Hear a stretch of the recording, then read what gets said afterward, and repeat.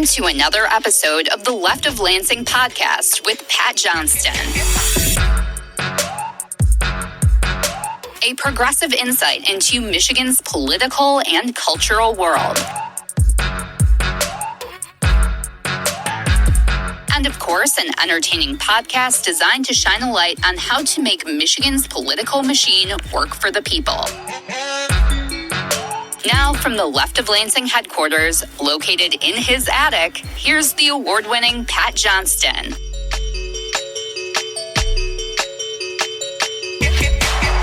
Oh, yeah! Welcome to another edition of Michigan's premier progressive podcast. I am Pat Johnston. Follow me on Blue Sky since I'm doing the majority of my weekly commentary there. And also, don't forget to subscribe to the show on YouTube. You see, I'm starting to post some content there that I'm not posting on the podcast. So please check it out by just searching for Left of Lansing. In fact, I gave a quick reaction to the news of Michigan Democratic U.S. Senator Gary Peters' announcement that he will not run for re-election in 2026, and I explained in 60 seconds why I thought that's a good thing for Democrats in Michigan and the country. I'll talk more about that here in a bit. But please subscribe to the show on YouTube and subscribe to wherever you get your podcasts. And thank you for the good numbers last week, as many of you really wanted to hear from a strong progressive voice like that of Democratic State Representative Betsy Kafia. She's the kind of no-nonsense, common-sense, progressive, working-class voice that we really need inside the Michigan Democratic Party and that we need in Lansing. Even more, she's not willing to give in and fall in line as autocracy is taking over our federal government, but worse, autocracy is celebrated inside the MAGA Michigan Republican Party that's now in control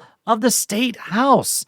Representative Kafia is giving Democrats the blueprint on how to stand up and take the battle to them as we work to protect the working class in the state. Sadly, though, not all Democrats in the state house learned that lesson after the election. No, a few of them thought the lesson they learned was to work with the party that celebrated the violent January 6th insurrection, that also tried to send fake Republican electors to steal the election in 2020, that worked to strip away union rights, to strip away women's health care and abortion rights, strip away LGBTQ plus rights, strip away environmental justice rights, strip away racial justice rights. And that also works to defund public schools and erase basic economic fairness for everyone out there so that they, the Republicans, can redistribute wealth back up to the corporate donor class. That's what the end game is always about. When they say that they don't like government, no, they do like government as long as it's working to enrich them. It's sad, though, as I said in my Monday musing this week, nine Democrats joined MAGA Republicans in the state house to weaken the working class by either voting to slow down a scheduled and much needed minimum wage increase and also to slow down extra earned paid sick leave that takes effect here in a few weeks. Republicans some 7 years ago already weakened those efforts. And then, the Michigan Supreme Court had to rule that they acted unconstitutionally when they did such a thing. And now, after the state Supreme Court, the same court that many progressives fought to turn blue over the last 6 years, ruled that workers will receive wages and paid sick time leave that they were blocked from receiving, 9 Democrats voted to either slow down the minimum wage raises or weaken the paid sick leave law. 9. I feel like Ed Rooney in Ferris Bueller's Day Off 9 times. But yes, 9 Democrats voted along with the MAGA Republicans in the state house to weaken the state's new minimum wage raises and paid sick leave laws. All because they feared the corporate restaurant lobby, a lobby which will always say higher wages and more rights for workers will destroy them. They will always say that. It's horrible for the economy, they say, whenever workers gain a little more income or are treated a little more humanely. That's what they always say. It's what they always claim. But you never hear the same outrage when it comes to bills that benefit corporations and the rich, right? I mean, one of dear leader Trump's first moves will be to lower the corporate tax rate down to 15%. 15%! At a time where corporations cashed in big time during the last year thanks to greedflation and price gouging, the lesson that we all learned here was corporations need their taxes slashed even more? How is that a working class message by the Republican Party? Now, is the restaurant lobby in Michigan up in arms about that one? No. You see, that'll help them earn more profit. while keeping working wages low and at the same time making those selfish workers come into work even though they are sick. So that means they can infect others and also your food. Oh, good times indeed, everyone. Those Democrats, though, which I named individually in my Monday musing, must be pressed by all of you on a daily basis as to why they join MAGA Republicans in hurting the working class in the state. You know what? I'll do it again. I will share their names on here again in case you missed it on Monday. Their names are Carol Glanville of Walker, Peter Herzberg of Westland, Tulio Liberati of Allen Park, Will Snyder of Muskegon, Karen Whitsett of Detroit, of course, Angela Whitwer, of course, Noah Arbit of West Bloomfield, Tyrone Carter of Detroit, and Amos O'Neill of Saginaw.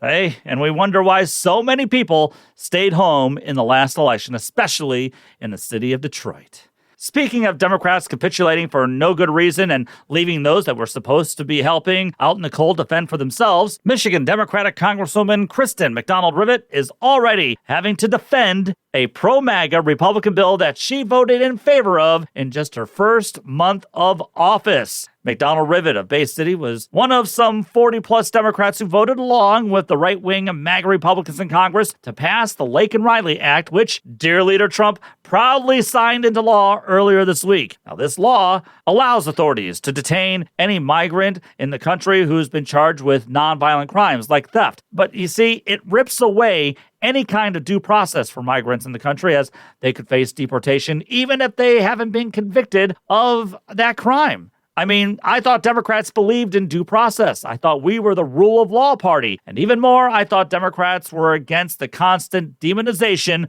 of the immigrant community. Congresswoman McDonald-Rivet says that she's all about helping the working class and helping lower costs for the working class, but by singling out the migrant community, many of whom already work here, which benefits the working class in terms of costs, not to mention they also help in terms of tax revenue, McDonald-Rivet is actually hurting the working class. Michigan Advance quoted her saying that her agenda is common sense, no nonsense, working people first. Wait, how's that helping the working class? How is that common sense? And if they go for the immigrant community, now what's to say that they won't try to strip away due process for others that they deem dangerous? What's your answer for that, Congresswoman McDonald-Rivet? And what's your answer, Democratic Senators Alyssa Slotkin and Gary Peters? They also back this bill. So working together with those guys on attacking marginalized people is what you guys call common sense? Huh? Oh, I almost forgot. Dear Leader says that he's reopening Guantanamo Bay to imprison some of our immigrant neighbors. I mean, Gitmo has always had such a positive glow on it ever since the cool torture stuff that we did there during the George W. Bush years. So that means Christina McDonald-Rivet, Senator Slotkin, Senator Peters, you must be so giddy and excited and pleased to work with a regime that's bent on following in the footsteps of George W. Bush and refusing to follow the law. Bravo! The sad part about all this is that all you've done is embolden Dear Leader and his cult to go further and further in getting rid of the people they deem to be the others. And in the end, they will sell all you guys out in a heartbeat. And we wonder why so many voters decided to stay home last election, which leads me to Senator Peters. Another Michigan Advance headline said the following: in a blow to Democrats' chances to retake the Senate, Senator Gary Peters declines to seek re-election in 2024. This story was written by Kyle Davidson, and it's a good write-up on Peters' decision to no longer run. However, I disagree with the whole premise of the headline because I view this as a beautiful opportunity for Democrats to really win that seat in 26. Look, Senator Peters seems like a decent guy and all, but he was, quite honestly, a milquetoast senator. We're in some dire times with an autocrat who wants to run like a dictator and who's aided and abetted by a Republican Party that's willing to follow his every command. We need fighters and we need strength. Senator Peters, though, is not right for this time. He's not. Maybe he would have been better in the 90s, but he's not right for this time. He's not a wartime conciliary, and the people are begging for a strong opposition party right now. Governor Gretchen Whitmer, who's kind of been milquetoast herself of late, even admitted on MSNBC recently that there's no true leader in the Democratic Party. I mean, she could be, but she announced that she'd rather find common ground with the same guy she said was once a threat to this nation's future. But overall, The governor is correct in how the Democrats really don't have a true leader right now because Democrats have been getting steamrolled and have been ineffective ever since Election Day.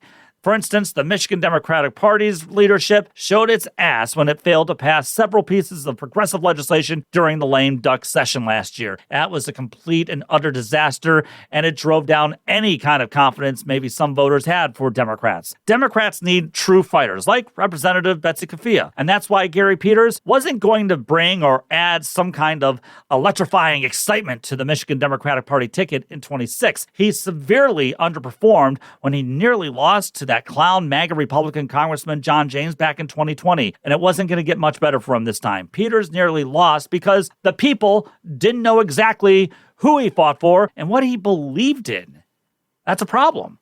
We're going to have one of the more consequential elections coming up in the state of Michigan in 26 with the gubernatorial, attorney general, secretary of state, U.S. Senate seats all up for grabs. Oh, and by the way, the entire state legislature will be up for grabs as well. You can't have boring, technocratic, afraid of their own shadow kinds of Democrats running next year. Just can't do it. Perhaps next year we can have a younger, vibrant, smart, articulate, progressive working class candidate to run against a corporate-backed Christian nationalist MAGA Republican this time. Maybe that would give voters a stark contrast, and they would realize who the working class party really is and which one works for the corporations. While I thank Senator Peters for his service, it is time for him to move on, and I'm glad he is.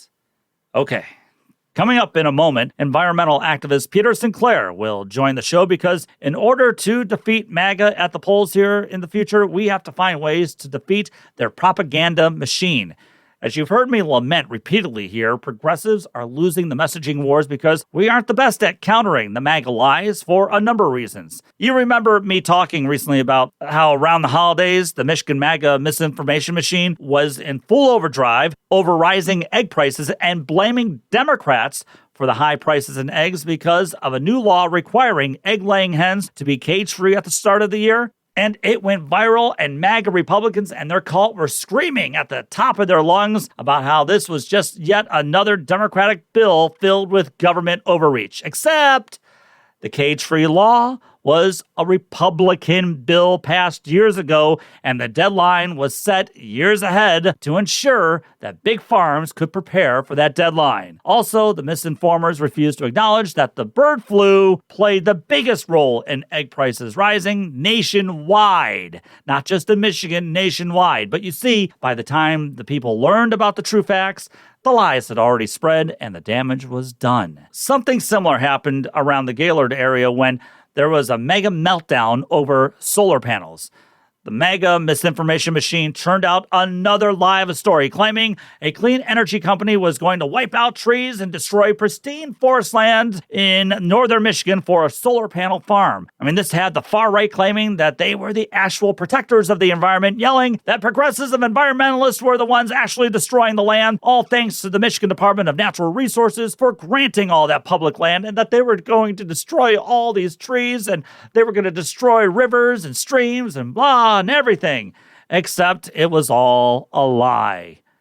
The clean energy company decided years ago to scrap that original plan and instead picked private lands to build a solar farm, and the land that was originally selected by the DNR had already been used up by the fossil fuel industry. But you see, it was all designed. This whole misinformation campaign around the story was all designed to cause confusion and divide the people, and in some ways, it may have worked.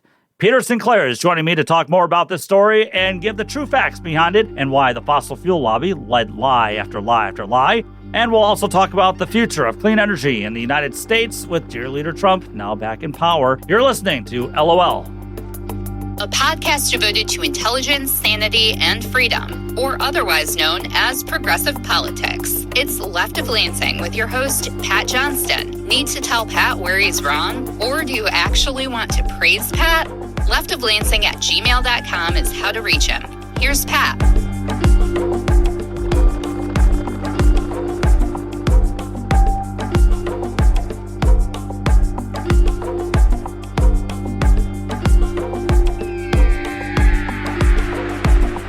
Yeah, with everything that I've already mentioned in my opening dealing with Trump and his MAGA Republican lackeys who will go along with his dictatorial takeover of our federal government, we also have to pay attention to the horrific repercussions in store for us when it comes to climate change. I mean, the Trump regime utilizes, as we know, disinformation and outright lies that are backed by the powerful fossil fuel industry to discredit, defund, and decelerate any policies and goals to reverse climate change. And it might get to the point that after these next 4 years, it may be all irreversible, if not already. Joining me to talk about this dangerous partnership of MAGA Republicans, along with the fossil fuel industry, and how they rely on major disinformation propaganda to attack the science of climate change while enriching big oil and gas, is the one and only Peter Sinclair. Mr. Sinclair is an environmental activist, climate change educator, a science journalist, and videographer from Midland, and I thought this would be a perfect time to bring him back here on the show to talk about climate change, especially with an important story that happened here in Michigan recently. Peter, thanks so much for coming back on. I appreciate it. Oh my God, where do we even start? That's a good question. Where do we start? But I do want to start here. As I stated near the conclusion of my opening here this week, I originally wanted to have you on to talk about this disinformation campaign that happened here in Michigan concerning a solar panel farm in the northern Lower Peninsula. A story went viral recently in which Michigan's Department of Natural Resources gave the green light to lease some 400 plus acres of state-managed land around the Gaylord area for a proposed solar farm. Now, this whole thing went viral because opponents of such a plan developed a fast and wide-ranging disinformation campaign against this plan, saying that the solar farm would destroy pristine forest land, all to appease those crazy leftist elitists who want to destroy the environment. I mean, that was their argument. Strange, but let's continue to hear their angle. Because one Michigan MAGA Republican state representative named Ken Borton of Gaylord criticized the plan, saying that this showed how the DNR was rotten to its core and that this deforestation will destroy habitats and effectively kill wildlife. Let me make this clear. The DNR is choosing to kill wildlife so that they can build solar panels. But here's the thing, and as you wrote, Peter, in your blog, the company that will build this solar farm, RWE Clean Energy, had already announced a few years ago that it was not going to build on state lands. So if it's not building on state lands and it's already going to be building on private property, what's the whole problem here? Why did this get all viral? And why did this get so many people in an uproar? Peter, can you give us a little bit more background and fill in the blanks on some of the things I may have missed about this solar farm story and talk about this whole disinformation campaign that went into motion and went viral thanks to the anti-clean energy forces out there? Yeah, fascinating example of the global disinformation that we're being subjected to by the fossil fuel industry. First of all, as you mentioned, and this is really important, the whole premise for this story was false. There is a solar developer that is working on a solar farm entirely on private land not far away in that same township. And the DNR developed the idea to use some marginal land and offered to the developer to include it as part of their project. The developer turned that down, I think most of a year ago. And so this whole idea that there was some kind of imminent use of state land was completely false right from the get-go. But let's just review some of the basic numbers here. The DNR administers 4.6 million acres of land in Michigan. To date, they have evaluated about 30,000 of those acres for possible use with solar energy. Of those, 1,500 acres have been leased for solar development in other locations. We expect at maximum, most optimistic projection would be that 4,000 acres of land, marginal land, might be leased for solar, which is far fewer than the acres of land used for oil and gas wells in the state, and less than 1,000th of the DNR's total holdings. The idea the DNR had was if they could interest the developer, which they could not, but if they had, they would have developed some revenue which would have allowed them to purchase an equivalent amount of better quality land elsewhere in the state that would be more appropriate for recreation, hunting, fishing, whatever you may have. This particular plot of land that we're talking about is actually, it's broken up into several plots. It's in Hayes Township, west of Gaylord. 52 acres, 20% of the land is already cleared of trees because it includes power lines. There are 3 large transmission power lines transecting this land. There are no fewer than 14 oil and gas wells on this land, and a large section of the land was scoured to the ground by the highly unusual, and I would argue climate change enhanced tornado that hit Gaylord back in May of 2022.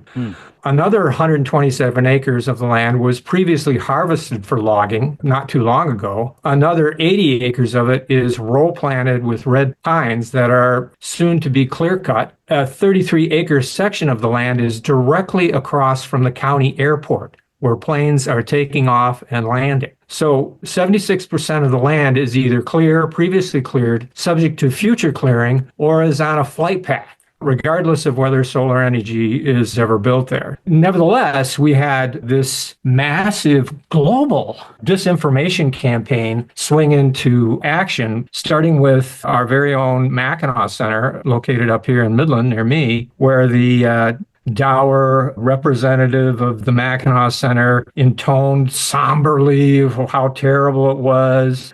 Evil environmentalists wanted to cut down trees while standing in front of like a backdrop that looked like a pristine forest, complete with a babbling brook that was absolutely, completely non-representative of the actual scrubland that we're talking about here, you know? Yeah. Someone sent me a Facebook post. Someone had posted on a Michigan Facebook site an article about this story, complete with a sort of a sarcastic, clickbaity headline from a website registered in Pakistan. And included with that story was a picture of a forest that looked for all the world like the Costa Rican rainforest or something.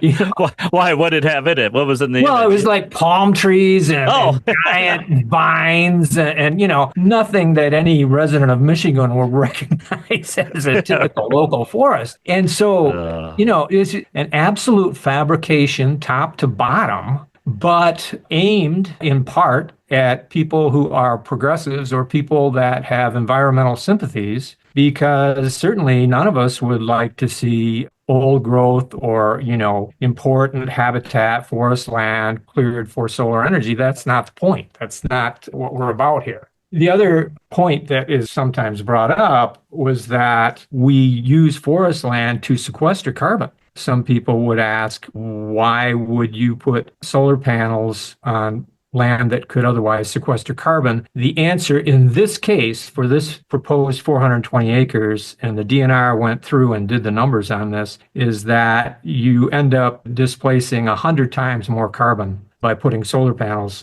on that land than you would just maintaining it as a tree farm. So at every stage, this is false, bogus, made up, overblown, add as many adjectives as you like, but it's just further evidence of the very energetic, well-funded, well-coordinated, and global misinformation campaign that clean energy has to contend with if we're going to turn this climate crisis around. All right. So then just to be clear, this clean energy company, it already decided to build the solar farm on private property and property that you said would be perfect for a solar farm, as you just described. So was the whole purpose then of this campaign to divide the progressive or the environmental movement? Well, I think somebody in that fossil fuel establishment recognized that this is the kind of story they're looking for to do exactly that, is sort of confuse people. Fear, uncertainty, and doubt, FUD is the acronym. The fossil fuel industry doesn't care about getting truth or fact out to the public. What they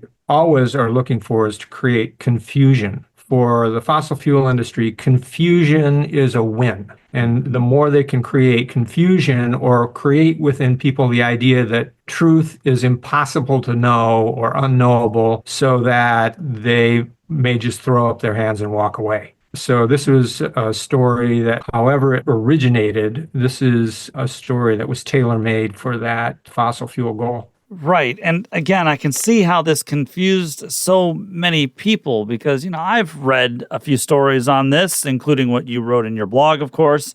I have also heard this covered, I think, with Michigan Public Radio even had a story on this whole so-called controversy. But there really wasn't a controversy because, again, I just want to make sure that this is stressed. This company decided to put this solar farm on private lands, not on public lands. So there is no story. Yeah, they're building on private land. We're seeing all over the state there are farmers who are interested in diversifying their income by having clean energy on their lands. I'm a big believer that maintaining our farmers as stewards of the land is a great idea. And one way to do that is allow them the ability to create flood-proof, drought-proof, recession-proof income that's guaranteed for 25, 30 years into the future so that they can make plans and pass their land on to their next generation. I think that's something that should be a goal for all of us.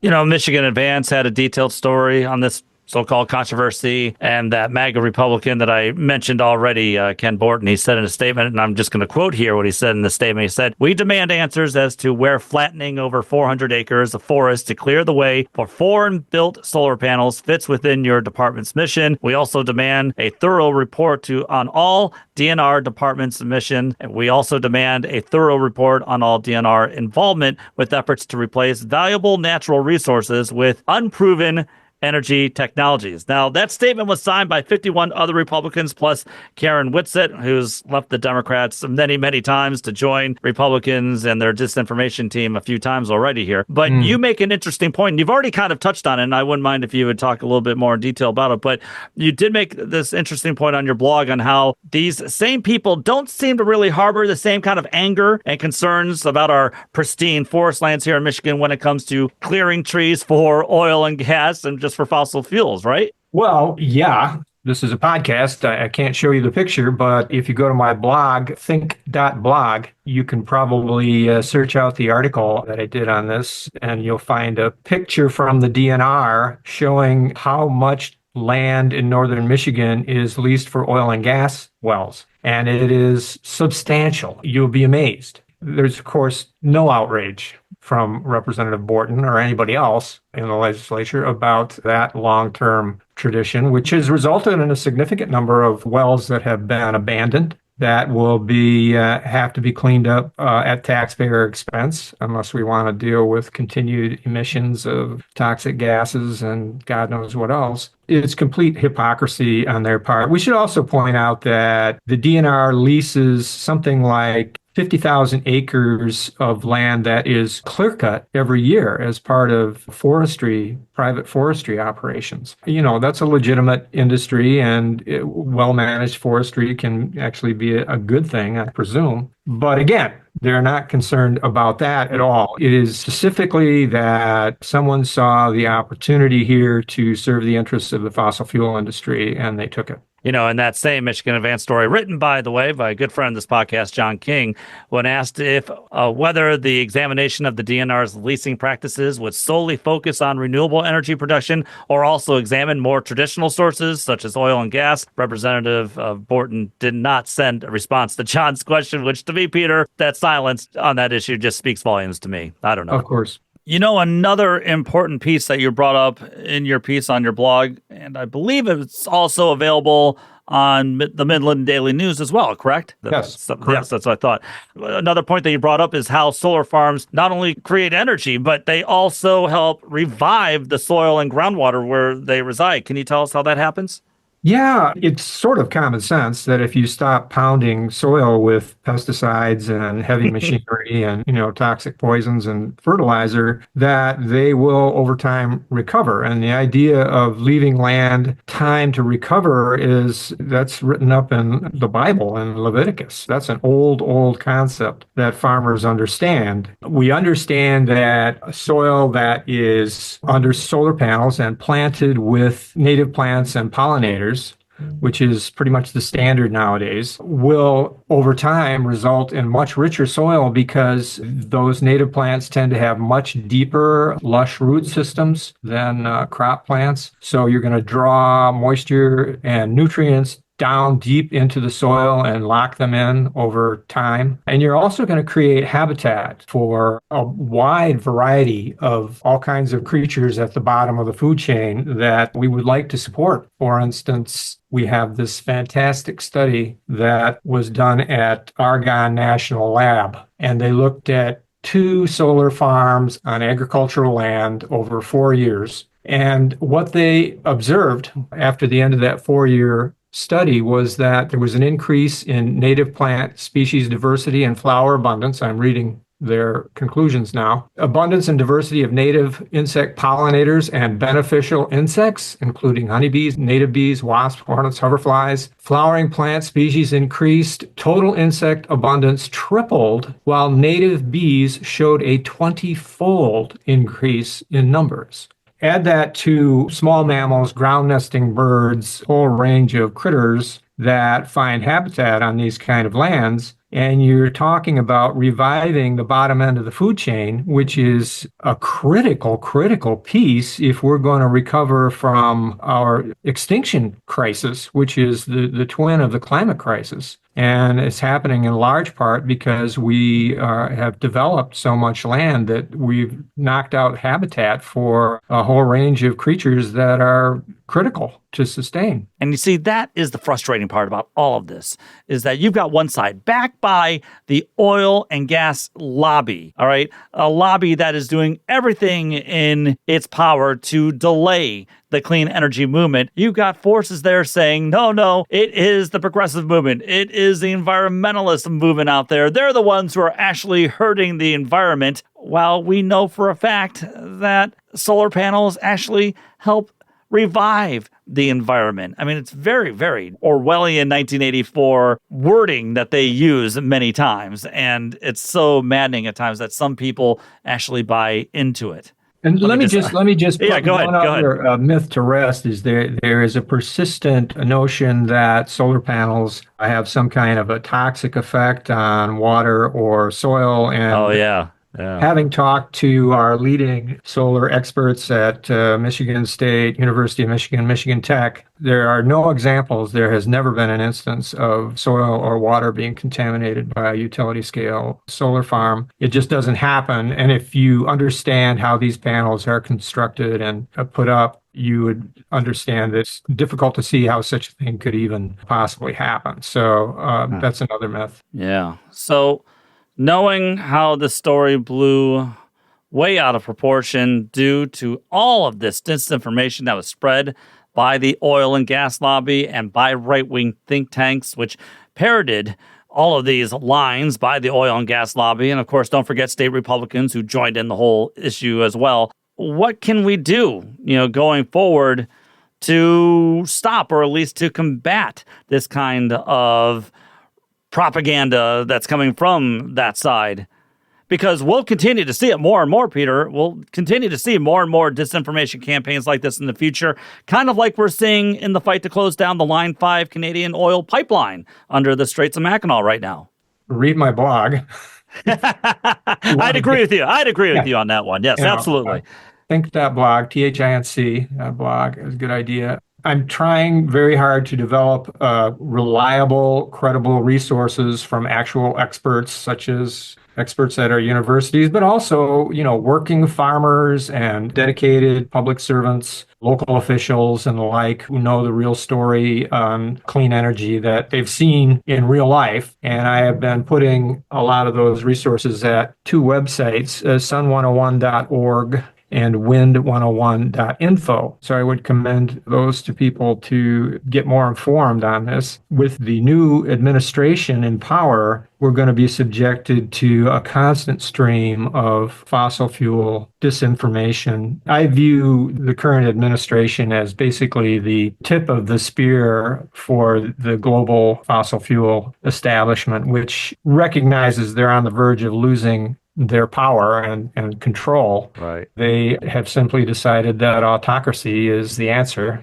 And the way to go forward for them is to just close down democracy and bring about some kind of an outlaw international order where only the powerful can have a voice. Well, while I still have you here just for a couple more moments, and since you brought them up, I did want to ask you about the recent announcement by Trump's new transportation secretary, TV guy, Sean Duffy, in which he said that he wants to roll back fuel efficiency standards that were set by the Biden administration, and these new standards required passenger cars to average 65 miles per gallon by 2031. It's currently around 48. And then it also required pickup trucks and SUVs to average around 45 miles per gallon by that same year. So according to the New York Times, Mr. Duffy, it says, expressed doubts about whether the current fuel economy standards accurately reflect the United States' abundant oil reserves and refining capabilities. So how does gutting new fuel efficiency standards help the average Michigander and American who will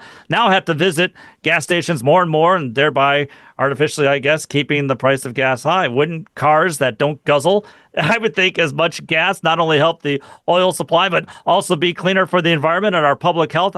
And maybe even for our American car industry, I would think this would help them too in the long run. Well, the world is moving to electric vehicles. The largest car market in the world is China. And the majority of vehicles now being sold in China are EVs. And our auto companies, General Motors, for instance, used to sell more cars in China, famously, than they did in the United States. That is no longer true. U.S. cars used to be considered kind of chic and trendy in China. Now they're starting to be considered dinosaurs because it's the EVs that have taken over the cool factor. These initiatives to slow down our transition to EVs are incredibly dangerous for the Michigan economy and for the auto industry that I would like to see succeed. Because this is really the heart of our manufacturing, and it's, I believe, critical to our national security and our economy going forward. But any idea that somehow we're all going to wake up one day and decide to go back to inefficient, polluting internal combustion engines that keep us dependent upon greedy global oil businesses is just a fantasy. Unfortunately, though, it seems like we're stuck there. Well, we're not. Actually, we're not. Okay.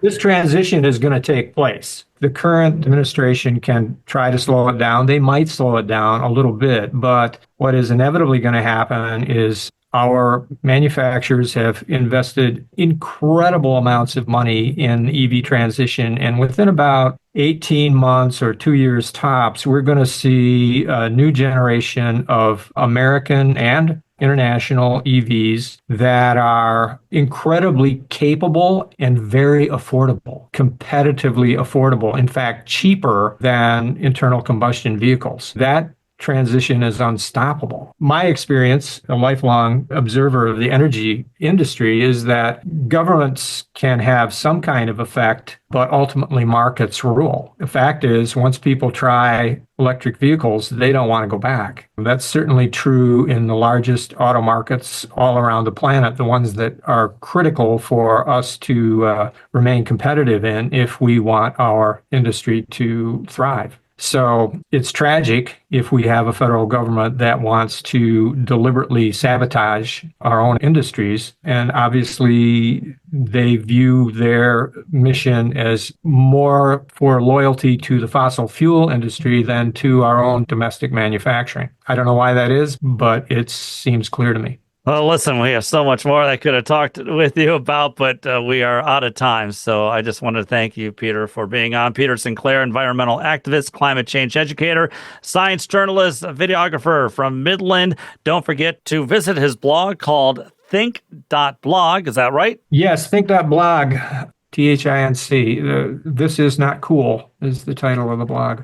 Plus, Peter, you're also on YouTube as well, correct? Yeah, just search under Peter Sinclair Climate on YouTube. It won't be too long before you see a bunch of videos. I have many hundreds that are out there. All right, awesome. Thank you so much for your time and for highlighting how the oil and gas lobby is working double overtime to get certain politicians to spread lies and disinformation about the clean energy efforts here in the state and across the country. Please come back again soon, and thank you so much for all your hard work. You bet. And you too, Pat. Let's talk again soon. He enjoys watching sporting events from years ago. He can recite most of the 1984 Detroit Tigers lineup. He will go to the mat in saying Michigan has produced some of the greatest music in the past 60 years.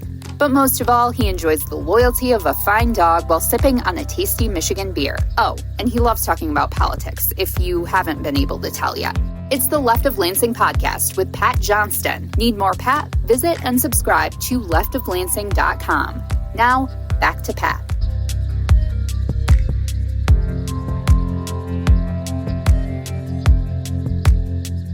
I'd like to thank Peter Sinclair for being on the show this week, and I will link to his blog, which is think.blog. That's THINC.blog, and I'll link to his YouTube page wherever you are listening to this podcast. I just wanted to add a couple of quick notes to our discussion. One, as we were talking about how the Trump regime is trying to slow down the production of EV cars, Peter said that the transitioning to EV cars is happening worldwide, and that's completely true. The big three Detroit automakers know that's where the future of the industry is going and the marketplace is going. And hell, as we've covered here extensively, Michigan taxpayers have shelled out plenty of cash to the big three in corporate welfare money to help in that EV transition. However, as we've noted here as well, the money isn't being spent in the greatest ways by the automakers, and maybe if we had a little bit more time, I could have asked Peter if more investments should be made in public transportation or public transit. Maybe it's time that we aren't so car and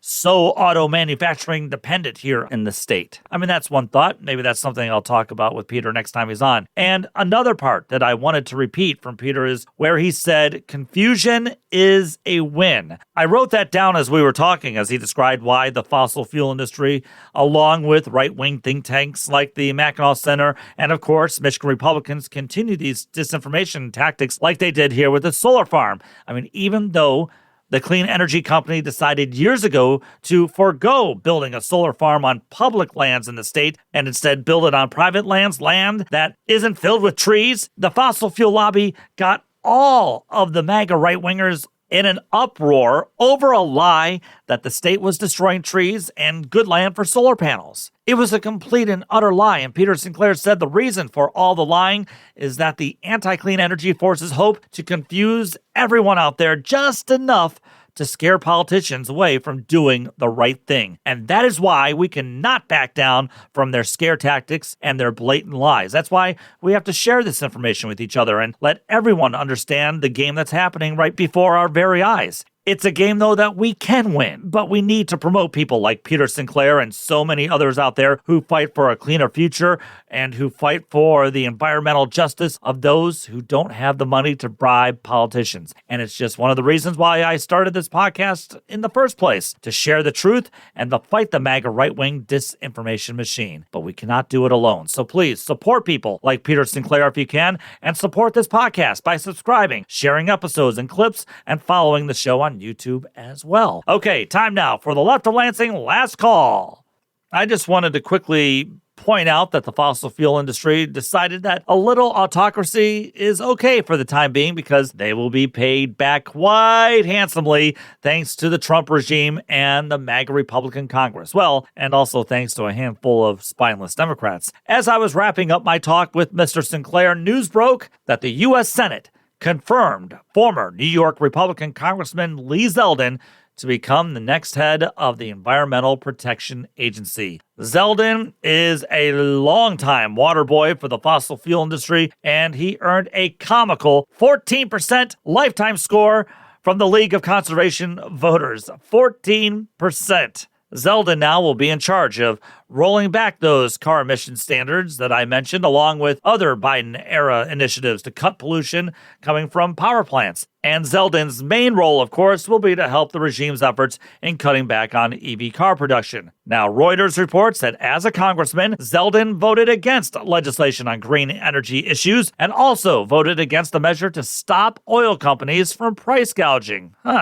And as a candidate for New York governor in the 2022 election, Zeldin criticized the state's decision to join California's zero-emissions vehicle program that vows to end the sale of gasoline-powered only vehicles by 2035. So, Lee Zeldin, who's now the head of the EPA for the next 4 years, once voted against a bill to stop oil companies from price gouging. Hey, you remember how the MAGA Republican Party during the election claimed to be the party of the working class, right? I mean, we don't forget that, right? It was just a couple of months months ago, yet they once again proved how that was always a lie by putting in a lightweight like this guy who will do whatever his fossil fuel benefactors want him to do, and rolling back regulations on power plants, which endangers both the country's environmental and public health, isn't exactly what I would call a pro-worker agenda. But here's the gut punch to this whole story.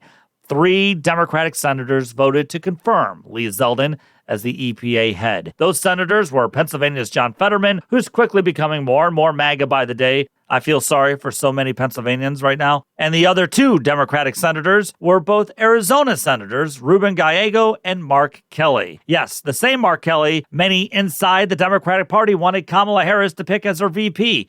Now, of course, even if these 3 voted against Zeldin, he still would have been confirmed by the Republican majority. But that doesn't mean Democrats have to give in to their fears, turn tail, and approve any of these guys for dear leader Trump, because it hurts the Democratic Party's branding. Well, whatever that may be right now. But the branding should be that the party is pro-worker, anti-corporate, pro-clean energy. Votes like this, though, add confusion to the base of the party. It hurts the base of the party. It's exactly like Peter Sinclair said. The fossil fuel industry's main goal is to cause confusion with the people because confusion is a win. If you're wondering why so many voters stayed home last year, it's actions like this one by these 3 Democratic senators. And it's just a shame because we can do better and we can fight better. But maybe that means we need better Democrats.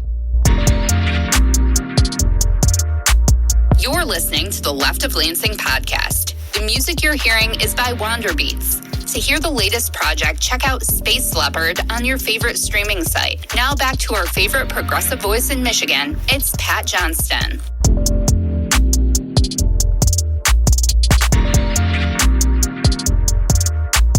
Well, that's going to do it for this edition of The Left of Lansing. Special thanks to Peter Sinclair for being on this week. Next week, I'm looking forward to speaking with writer Michelle Adams on her new book titled The Containment, Detroit, the Supreme Court, and the Battle for Racial Justice in the North. See, going back and learning our history helps us better understand the present. Unlike MAGA Republicans, we don't want to erase our history or lie about it. We want to learn about it. Learn from our experiences and then find ways to ensure that we never, ever repeat it. Unfortunately, we're witnessing that in some ways we are repeating it, as we just have a president of the United States blaming, without evidence of course, that DEI is to blame for the horrific and tragic plane crash in Washington, D.C. Because in MAGA's mindset, only white people are qualified and above the law. Hence why dear leader pardoned all of those insurrectionists who beat cops and broke the law. And they say they back the blue. I really wish that we had some Lions football to help us escape from all this, but unfortunately we don't. But on the good news front, because of public outrage, Trump and his regime did rescind their freeze on government spending since it was hurting millions and millions of Americans, including those who backed him. So I guess that's a small victory, but there's so much more to go. And that's what the Left of Lansing podcast is all about, spreading strong, common sense, progressive values to help defeat MAGA white Christian nationalist republicanism and autocracy. Until next time, take the battle to them. Thank you, Michigan. The Left of Lansing podcast was produced by Pat Johnston, written by Pat Johnston, researched by Pat Johnston, edited by Pat Johnston, and hosted by, yes, Pat Johnston. Technical assistance by Dr. Heather. And thanks to our good friend Kirsten for the awesome podcast logo. Remember to visit leftoflansing.com for more news and information. Thanks again for listening to the Left of Lansing podcast.